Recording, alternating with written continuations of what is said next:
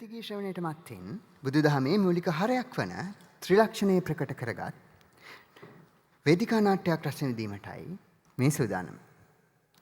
මේ වේදිකා නාට්‍ය කොටස් 3කින් සමන්විත වන බව කරුණාවෙන් සැලකන්න. එසේනම් මේ වේදිකාව විවරවන්නේ 2021 කණ්ඩායමේ සොයුරන්ටයි. මං හැමදාම ආදල්ලක ඉන්න මිනිස්සෙක්. මට කිසිම ප්‍රශ්නයක් නැහැ. සල්ලි තියෙනවා, ඉඩකඩම් තියෙනවා, යාන වාහන තියෙනවා, හොඳ රස්සාවකුත් තියෙනවා. මං හැමදාම සතුටින් ඉන්නේ. මට කිසිම ප්‍රශ්නයක් නැහැ ජීවිතේ. යාළුවොත් එක්ක පාටි ගන්නවා. මම හැමදාම මාර මාතල්ලක ඉන්න මිනිස්සෙක්. ඒ වගේම මම හොඳට දහම ගැනත් දන්නවා. දහම් පාසලේ මම තමයි ආදි ශිෂ්‍යයා. ඒ වගේම ප්‍රධාන ශිෂ්‍ය නායකයා මම. අපේ තාත්තා තමයි පන්සලේ ප්‍රධාන දායකයා. එහෙව් වෙච්ච කොට මම ධර්මය දන්නේ නැති වෙන විදිහක් නැහැ. ඒවත් දැනගෙන වැරදිත් කරන්නේ නැතුව මගේ ආතල්ලකේ මම ජීවත් වෙනවා. එදිනෙදා ජීවිතේ මම සාමාන්‍ය ආතල්ලෙක් ගන්නවා. යාළුවොත් එක්ක පාටි දානවා. ඒක ප්‍රශ්නයක් නෙවෙයි. කිසිම අවුලක් නැහැ ඒකේ. මං හිතන විදිහට. හැබැයි ඊයේ වසන්තය නැති වෙච්ච එකත් එක්ක මට ලොකු බයක් දැනෙනවා. කවදාවත් දැනෙච්ච නැති බයක් දැනෙනවා. එයත් මං වගේ මාතල් එකේ හිටපු කෙනෙක්.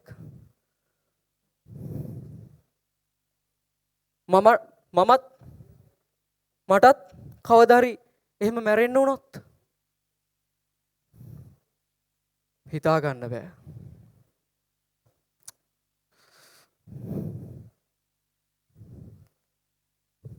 හෙලෝ මචං. හෙලෝ. ඔව් බං. මං ඊයේ බෝතල් 15ක් ඕඩර් කළා. ඔබට මතකයිනේ? අනේ ඔව් බං. අපේ වසන්තය නැති වුණානේ මචං. මචං දුක තුනී වෙන්න චුට්ටක් ගමු චුට්ටක්. මේ මං ඔව් අද හවසට ඔව් අද හවසට. මේ එහෙනම් අනිවාර්යෙන් ගේන්න හොඳේ. උඹ එනවා නේද?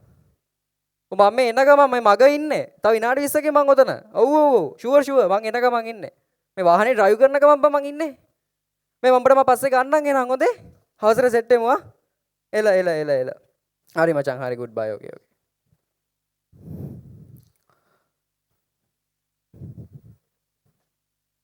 ඇයි මේ? මම වැරදි දෙයක් කිව්වේ නෑ. ඉතින් මම වෙලාවට යනවා. මම යන ගමන් තමයි ඉන්නේ. හැබැයි මම වෙලාවට එතනට යනවා. ප්‍රශ්නයක් නෑ. එයත් සතුටින් මාත් සතුටින්.